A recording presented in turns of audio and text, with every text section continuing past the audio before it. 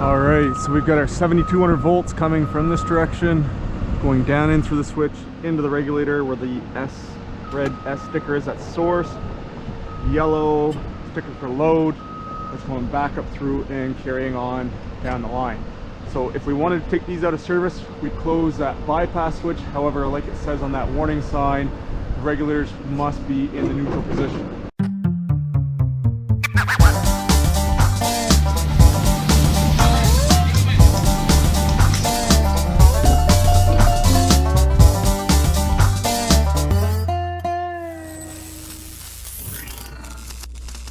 What's up, guys and girls? You're watching Bobsdecline. For those of you that are new to the channel, my name is Aaron, and I've been a lineman on the east coast of Canada for about 19 years now. Today, pretty regular day, not a whole lot of outages or trouble calls, all kinds of work orders though. So what we're doing today, we're gonna be doing some oil samples. A lot of our equipment is oil filled. It's used for cooling of transformers and different types of devices, voltage regulators, oil reclosing units. It is an insulator within the transformer that helps transfer the heat on the windings to the outer shell of the transformer, where at that point it becomes air cooled. There may be some fins on the equipment to help with this cooling process. The oil can become contaminated over time with carbon from the arcing, let's say from taps changing on a tap changer. Also, you can get humidity, condensation, water get into the oil. So on some of the more crucial pieces of equipment on the lines, we take a sample of the oil and get it tested maybe once a year on certain equipment.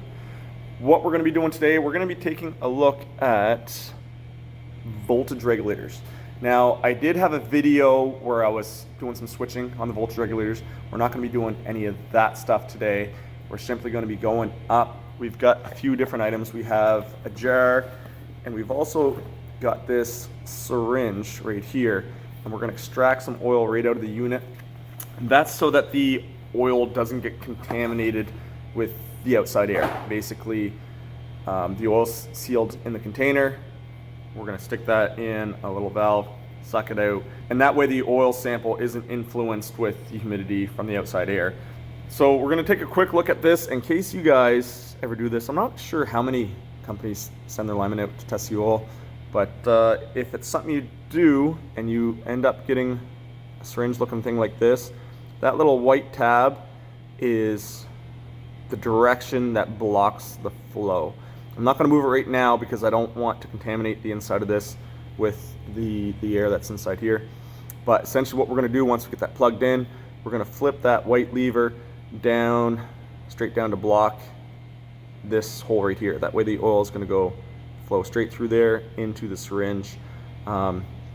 One thing you got to watch out for on a regular day, it's a pretty big tank. There's a whole lot of oil pressure forcing down into this.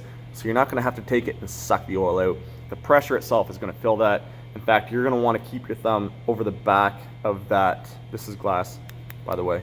Keep your thumb over the back so it doesn't come flying out and make a mess absolutely everywhere. All right, guys, so we're on site here now at the voltage regulator bank.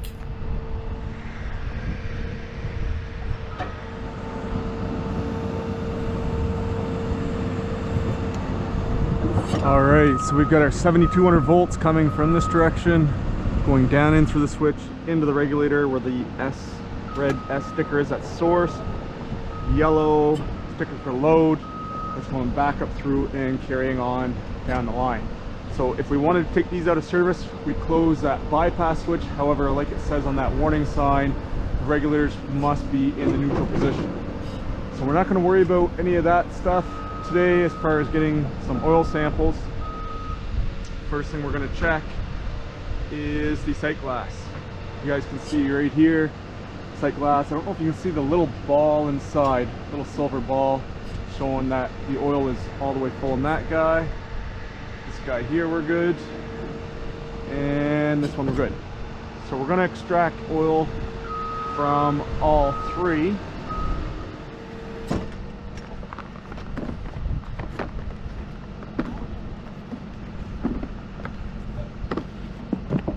Alright, so first thing we're going to do is label each one of our boxes. V12.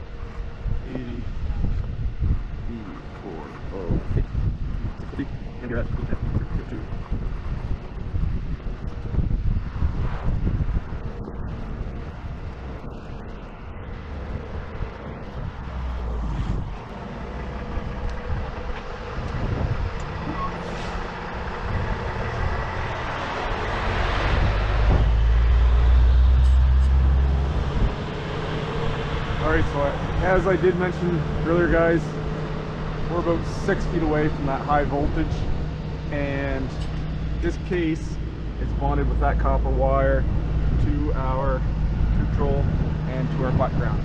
So everything here is of the same potential.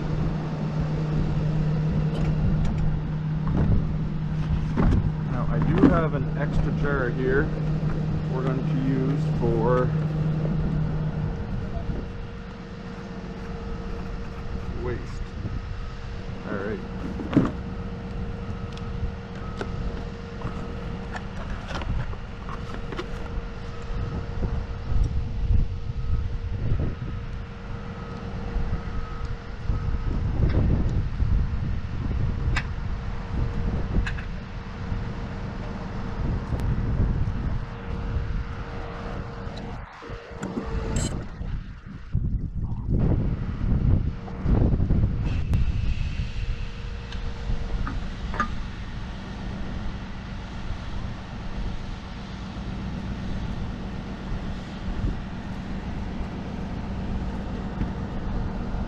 Alright. So the oil that came out of that fella was pretty clean right away.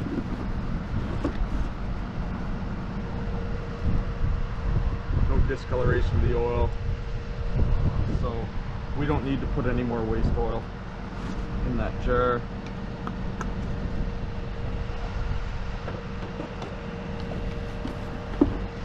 Here at the 650. Let's fill her up.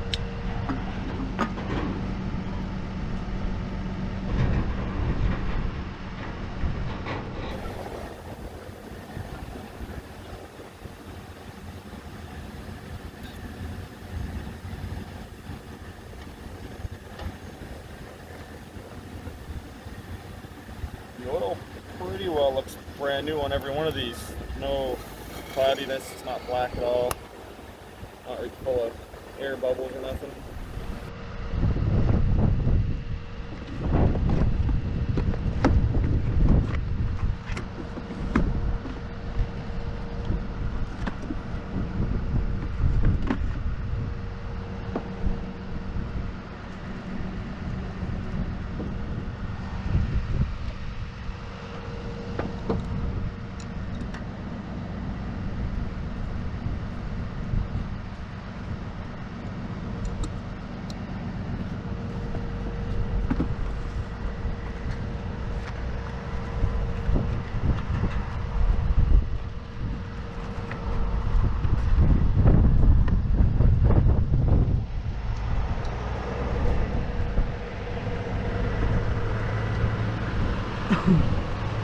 So where this arrow is blocking this side, if I open that valve right now, the oil is going to come shooting out here. So we're going to want to block that off.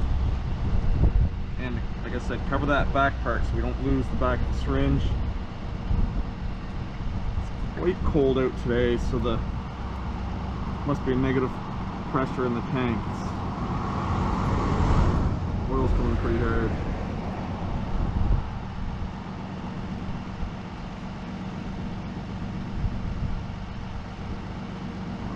That should be lots, so we're going to close that valve.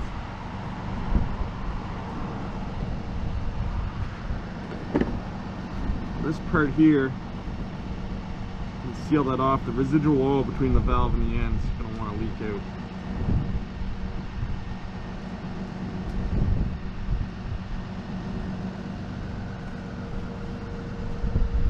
Alright.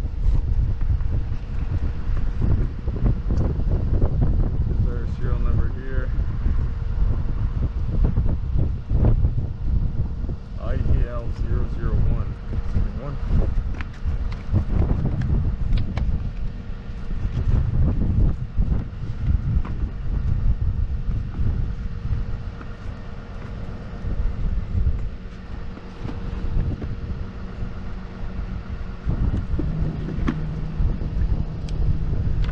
Alright.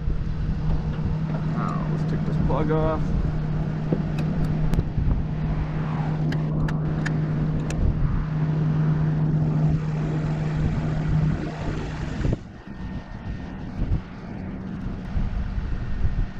not going to worry about putting more plumber's tape on those threads where that is always going to be in the off position.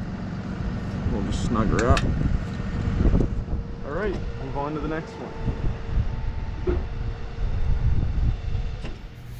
So once the oil sample's taken, we fill out some paperwork. I fold that up, put it in the case. We fire that off to a lab that tests the oil according to whatever our requests are. This one here says analysis required, water content, and then a whole bunch of other requests that are just letters and numbers.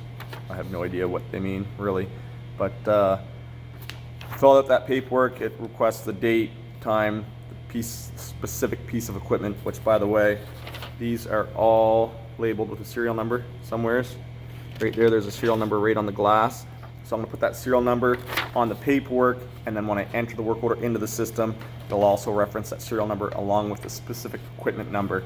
So if the tests come back with any issues due to water content, or perhaps the oil starting to lose its insulating properties because of other contaminants, then we can go back and take the unit out of service, or top up the oil, or drain it and replace it with new oil, whatever we decide to do to rectify the situation. It's a pretty good process. It's very rare that we have a voltage regulator or an oil recloser fail. So it's a great way to pick up any problems with this crucial and expensive equipment on the lines before it becomes a catastrophic failure. All right, so we got that one wrapped up. Man, it was way colder out there than I thought. We just got the truck pulled off the road here right now, and I've got some paperwork somewhere right here. We're gonna fill out a sheet for each one of those samples. Has the time, date, equipment number, jar number, temperature. Fold that up, we'll put it in the box. We'll bring those oil samples back to our stores, and they will send them off to the lab. So I don't anticipate any problems here whatsoever. The oil that was coming out of all three of those units looked like it was brand new. So that's going to take me a half hour or so to fill out all the paperwork for all three of those units. I'm not going to bore you guys with that stuff, but hey, thanks for stopping in. Again, another responsibility of being a lineman, something a lot of people may not have realized that we do. Take samples of oil to test our equipment. It's a great preventative measure. If that piece of equipment is starting to fail, one of the first signs will be in the oil quality. So we'll check that out again next year. We try to do these units about once a year. Other than that, guys, it's October 25th. Halloween's coming up. If you guys like to participate in that stuff with your kids, I know some adult friends that make up some pretty cool props around their house and that. I usually do a costume on stilts. I'll put a link. I got a video up on my YouTube, I think last year, maybe the year before actually. And I usually do a stilts costume. That's a lot of fun. Grabs a lot of attention around the neighborhood. We go out with the young fella and all of his kids. So check that out. Other than that, guys, be safe, and we'll see you next time.